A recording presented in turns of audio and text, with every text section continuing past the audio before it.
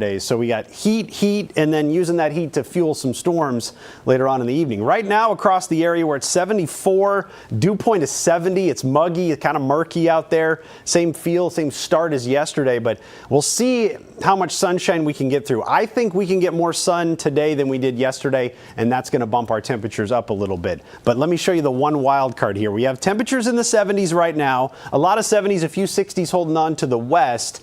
The muggy meter with some clouds around right here on the edge of steamy and muggy, about where it's been for the last 3 or 4 hours, and it's going to be up here for a while today. Models show it dipping a little bit this afternoon, but you probably won't notice the difference. It's all about the humidity and just kind of swimming through the air. But satellite and radar shows what's happening. We've got some high clouds out there that have started to fade a little bit, and this little swirl right here, it's just a weak little complex that's moving through and can act like a little low pressure system, and it can spark a couple of new showers, maybe even fill up the sky with more clouds, could even have a thunder shower with it. It's just kind of floating through from south to north, a lot of leftovers from yesterday, and that could dictate the day today. And the more clouds we get out of that, the more showers, the cooler will be. The less we see out of that, the more likely we're going to surge into the 90s today. So that controls our weather, and that's what we'll be watching all day. By 9 a.m. we're in the 70s. By noon we should be in the 80s. But notice, scattered clouds, couple of showers, maybe a thunder shower out there as well. By 3 o'clock we should be able to get a few spots in the 90s. Again, you get the sunshine, you go up into the 90s. Shower goes by, you drop down a little bit, you could heat right back up with a little more humidity today. Could be a lot of back and forth the way things are looking. By 7 o'clock, some scattered showers still left over, better odds of storms to the northeast, and then pretty quiet then through the overnight. Tomorrow you got less humidity.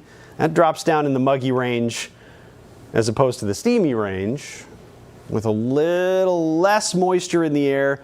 That can heat up a little more. It pretty much equals the same thing. We got heat index values of 100 or greater a good chunk of the afternoon, and could get up near 105, maybe 107 at times in the afternoon. Also have the severe weather potential tomorrow evening to watch for. After 7 o'clock, this 2 out of 5 has been added to include parts of our area. Everybody stands the chance of seeing an isolated severe storm. Wind is the main issue. Any storm this time of year can have torrential rain and a lot of lightning, but the severe ones this round, it's mostly about wind gusts to pay attention for. Tornado and hail threat looks pretty minimal. So watch for that. That's Wednesday after 7 p.m. So a couple of busy days with a lot going on. All right, beyond these 2 first lower weather days, how's the humidity going to be shaping up for us? It still looks like that's going to be there, but I think we can back off a little bit on the temp here for the rest of the week, which is great news because we have our back to school drive on Thursday, 89 for the high. I did shave a few degrees off of that with more clouds around and still some showers and thunder showers, some leftovers in the morning off of the Wednesday night stuff, and then we could see a little redevelopment in the afternoon, but all that gives us more clouds and hopefully keeps us a little bit cooler during Thursday. Again, it's not going to be an all-day washout on Thursday by any means, and then small chance heading into Friday morning as well. By far the best chance is probably going to be that Wednesday evening storm potential, and the rainfall out of the next 3 days or so. Once this starts to load here, sometimes it takes a little bit. I think we got some new data coming in. There you go. And you get into these blue shades here, and you can get ½ inch to maybe an inch. So just with the scattered thunderstorms, we're not looking at widespread heavy rain, but if you get stuck under a storm, you do have the potential to get some downpours out of it. And then watch early next week. We're going to go Sunday and Monday. If there's a couple more first alert days lurking out there, Sunday and Monday. Probably those with high temperatures up into the 90s and maybe making a run at 100 degrees once again. So get ready for heat today and tomorrow, and then probably more of it early next week as well. All right, we need to talk about traffic too. Yeah. A lot of folks getting ready to make their way out on the roads this morning. I-80 construction still an issue. And they've changed up a few things with this and a couple things of note. So let's get to it here. You can see where we're going to be with some of these severe thunderstorms. Well, after a while, the maps just blend together, everybody. We have some traffic here that's pretty heavy and very slow from 680 and 80 south through that Giles construction. Now, best I can tell, there's been no changes to the lane restrictions for the westbound drivers, but eastbound they did shift the lanes. So now the right lane's blocked as you're going through. If you're coming from the west, going east, heading towards this Giles construction, they might have opened it up a little bit more. It doesn't look quite as slow. So keep that in mind if you're going through there. Plus, flashing red lights, 144th and Harvey Oaks. It's been slow between that and Center. This east-west road right here is Center and 144th. So be mindful there. Haven't had any word that that has improved. Some new construction road work. Cass Street between 69th and 72nd, just by the Crossroads area. Some lane restrictions there as they do some pavement work. And you're going eastbound on Dodge around 51st. You have some lane restrictions through the rest of the week. That's of note because Farnham's closed between 48th and 49th all the way through the rest of the month, so you're not going to be able to get through there. You got to take Dodge. There's a lane restriction on Dodge. It's very tough to get anywhere, it seems like, most of the time. But you know what? We're doing our best here to get you through. I came into work. There's new lane restrictions around on Farnham. Yeah. What was it? 35th, 34th is closed as you're trying to. Every day changes, I feel Can't like. keep up with that It's like farm whack-a-mole. construction. All right. All right, some breaking news we are following. A person is hurt after a crash that happened in Sarpy County. This happened around 1:45 this morning along I-80 near the Platte River Bridge. Authorities say one person was taken to the hospital in this. The injuries are not considered to be life-threatening, though. So far, no word about what caused this crash, but stay with us as we work to learn more details about this situation. And as we deal with this dangerous heat today, a first alert to prioritize your health. The Douglas County Health Department warns heat is one of the leading causes of weather-related deaths in the U.S. Officials recommend those spending time outside to drink plenty of water, even if you're not thirsty. Signs of heat exhaustion, you should know them. They include dizziness, nausea, and a headache. Meantime, the Salvation Army is offering some relief from the hot and humid weather. They have 3 cooling centers open all around the metro through tomorrow. The centers offer air conditioning, cold bottled water for anyone who needs it. The location on Pratt Street is open from 8:30 to 4. The Cummings Street location is open from 8:30 to 4:30. And the Croc Center location is open from 7 a.m. to 7 p.m.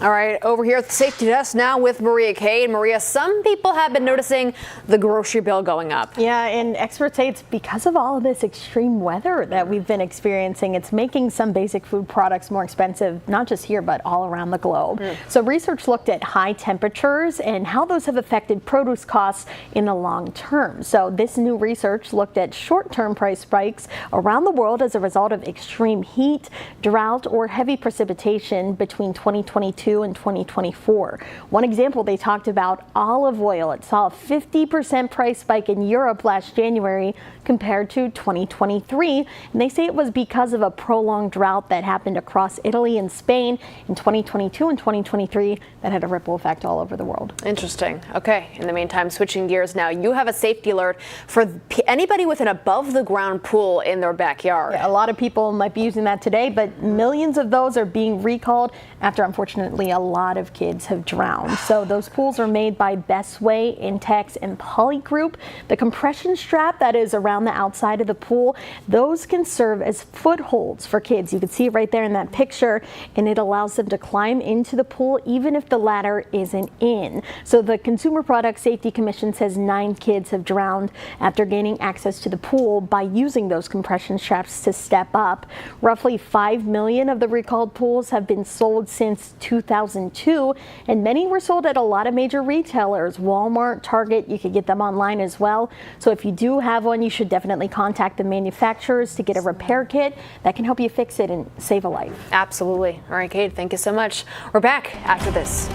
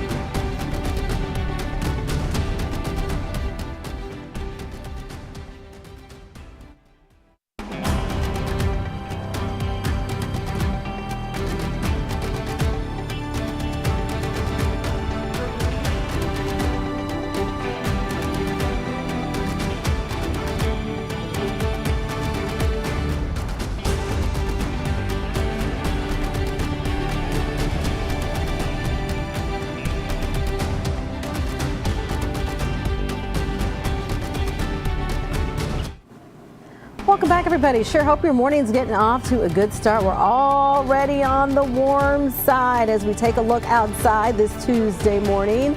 So yesterday we were supposed to be very hot. Yeah. The clouds saved us. Everybody at the baseball game was rejoicing because it was actually pretty comfortable out there. Played in the backyard yesterday. It was great. All the storms were way down by Kansas, but the clouds just kept coming our way, and that helped out immensely. Could that happen today? I'm hoping we can get a little help today. I don't think we're going to be quite as lucky because the system that was just hanging out down there, sending the clouds our way, maybe trying to pass over us right now. It's very weak, but it's right in here, and it's passing through, and it's going to produce a few clouds, maybe a shower, but I think also give us a little sunshine in between. So you can see this broad circulation right here. It's a weak little low pressure essentially that developed last night that it's going to be moving on through the area, and it'll try to produce a few showers. The more we get out of that, the cooler that will be. I backed this off to 93. We could even be a little cooler yet if that produces a few more clouds. I still think we're going to heat up, though, at some point in the afternoon. Maybe a little up and down, back and forth with the temperature, depending on if you get a shower. Tomorrow, easily still looking like the hottest day of the stretch, 98 for the high. These will be the hottest temps we've had in a month. And the severe storm threat has gone up a little bit for Wednesday evening. Be mindful of that. I'll show you what that looks like here in a bit. But I want to show you today's forecast. We can see scattered clouds moving through, and eventually you get a couple little showers, maybe a storm. You can see it's nothing widespread. There's pockets that clear out. Where you get that, you surge into the 90s likely. Then you may cool down with some clouds and a little rain-cooled air. Could go right back up later on in the afternoon. Again, a lot of back and forth, I think, today. By 7 o'clock, still some spotty showers, still some by 10. Kind of a quiet night after that, though. Tomorrow, muggy meter right here in the muggy range, so you'll feel the humidity. Tomorrow's heat index values go up a little bit more, though. I don't think we're going to have as much help from Mother Nature giving us shade tomorrow, so well into the triple digits. Wednesday's looking like the hot day. Then we'll take all that energy that's building in from the south, run it into a cold front that's dropping in from the northwest, and you can see a 2 out of 5 on the severe weather risk, where storms will likely fire up here and then try to drop to the southeast after 7 o'clock Wednesday. And gusty wind and heavy rain are going to be the main threats from these as we go through the course of the day Wednesday. Another reason to keep the first alert day going through Wednesday into the evening because of the storm potential. So 3 to 4 to 5 o'clock, you can see scattered thunderstorms. At 7, 8, 9, and more of those as you go deeper into the evening, and those could produce some wind as they drop to the southeast. So keep that in mind. I think it looks like a 2 days of heat that will round out with some thunderstorm potential that may even linger into Thursday morning. There's some leftover showers. 6 a.m. Thursday as we're starting off our back to school drive. Now remember, you just drive through, drop off. If you need to get there early, it's not going to be a washout. These will kind of fizzle as the morning goes along and move to the east. And then we may get a little bit of new development Thursday afternoon. This model suggested be in our southeastern counties. I think it could be a little farther west. We'll watch and see what pops up in the afternoon on Thursday and moves out. But a cooler high of 89 because of the clouds. So I have backed off a little bit on some of the highs Thursday and Friday as well. Saturday, though, back up to 92 degrees for the afternoon high there. All right, looking into next week already, how is that forecast going to be shaping up so far? Hope you like heat and humidity. Big old slice of July here coming for Sunday and Monday, still sticking out as a couple of hot days, 96 and 98 respectively. Low 90s then by the middle of next week, and then you go a little farther out into August, and the outlook still shows warmer than average weather into early August, and average highs for our area upper 80s. So that's likely going to mean a lot of 90-plus days. Not everyone will be that hot, but again, most of those days will be determining how high into the 90s are we going to go each day. Okay. Rusty, thank you. Happening today, Mayor John Ewing is set to unveil his budget for the 2026 fiscal year. He'll present it to City Council during their weekly meeting. Details are limited on what that budget could look like, but we will be sure to update you on air and online as we know more. Happening today, Nebraska Task Force 1 is coming back home. That's right. The team made an overnight stop in Norman, Oklahoma. The 45-member group spent the last 2 weeks in San Antonio. Now, according to Lincoln Fire and Rescue, the crews were sent south to help dig through piles of debris. They also work with other agencies to clean up the damage left behind by that catastrophic flooding in Texas. The team expressed their gratitude on Facebook. They said in a statement, that they are grateful for the opportunity to have been a part of the search and rescue operations. The team was planning to leave for Nebraska from Norman early this morning.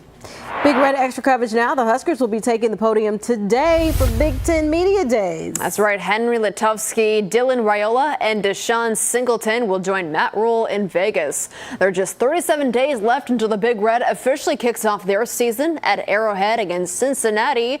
The Huskers were picked to finish 8th in the Big Ten this year. Penn State was picked to win the conference. We shall see. Year 3 for Matt Rule. He usually does well in his 3rd year. Yeah. We'll see. Still ahead this morning. We recognize a juicy fruit that's perfect for summer. Plus, find out which special guest made an appearance on the Today Show when we come back.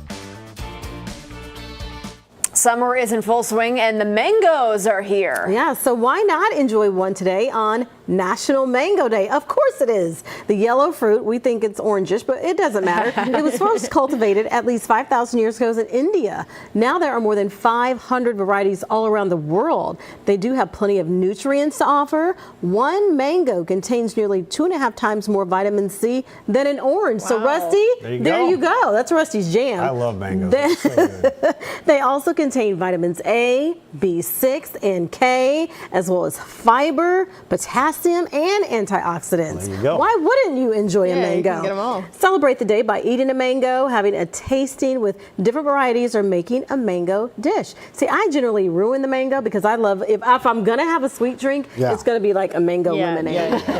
Yeah. Most obnoxious fruit to cut, though. Isn't it obnoxious? I love the way she was doing it in the video. It works. Yeah. I always made my dad cut them up for me. I could never do it. Now I want some mango. We should have had some. All right, Rusty. Yeah, all right.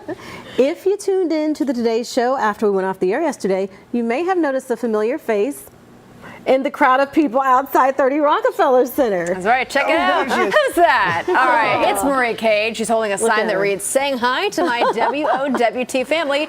And Savannah said, "Hey, what's up?" She's within arm reach for also Laura Jarrett and Dylan Dreyer, You too. had the perfect spot. Oh my gosh, it was so cool. So I lined up outside of the Today Show Plaza around 5:30. So, really not that early for us. There's Dylan. She was awesome. So beautiful, too, in person.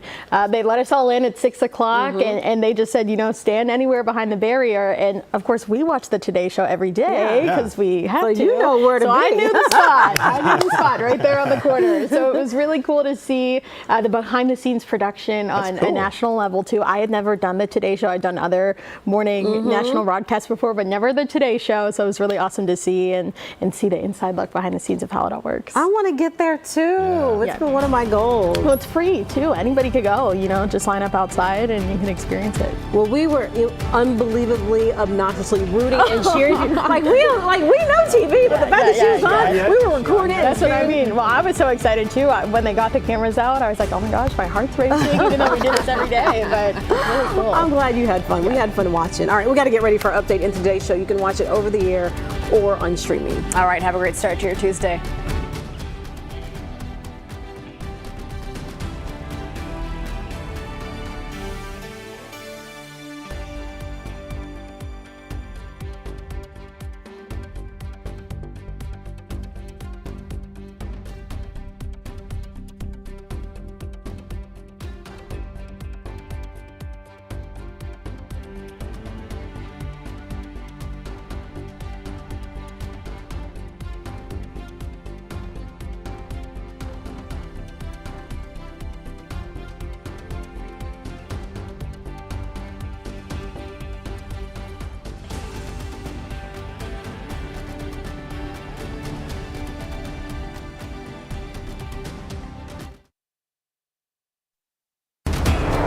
Live from WOWT, First Alert 6 starts now.